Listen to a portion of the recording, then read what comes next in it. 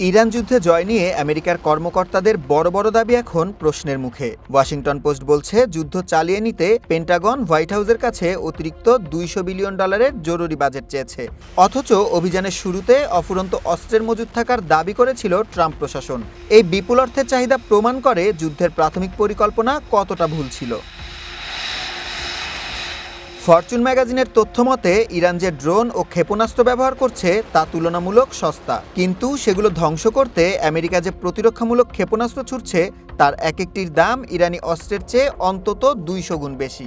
অর্থাৎ ইরান সামান্য খরচে আমেরিকাকে কয়েকশো কোটি ডলারের ক্ষতির মুখে ঠেলে দিচ্ছে।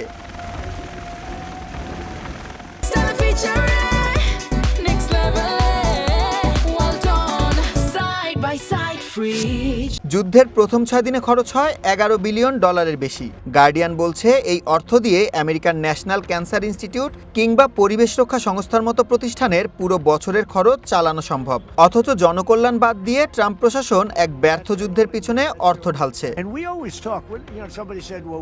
ট্রাম্পের ভুল সিদ্ধান্তের মাসুল দিচ্ছে আমেরিকার অর্থনীতি।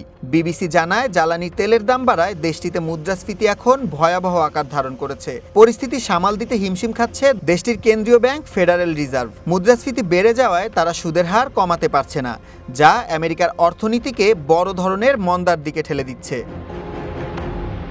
কৌশলগত দিক থেকেও এই যুদ্ধে বড় পরাজয়ের মুখে পড়েছে আমেরিকা। যে পারমাণবিক কর্মসূচি বন্ধ করতে এই অভিযান, তা এখন আরও ত্বরান্বিত হওয়ার ঝুঁকি তৈরি হয়েছে।